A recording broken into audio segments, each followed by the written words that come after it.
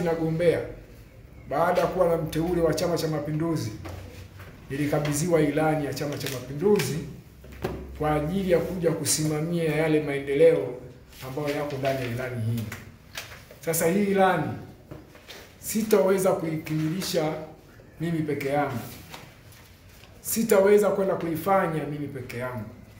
Maana yake naenda kufanya hii ilani kupitia wataalamu wafahamu Chama cha Mapinduzi ndani ya kata ya Nyamanoro, ndani ya wilaya ya Ilemela, ndani ya mkoa wa Mwanza ni yapi ambayo yamewekwa ndani ya ilani ambayo sisi kama wataalamu tunatakiwa tumshauri diwani wetu ili aweze kuyatimiza.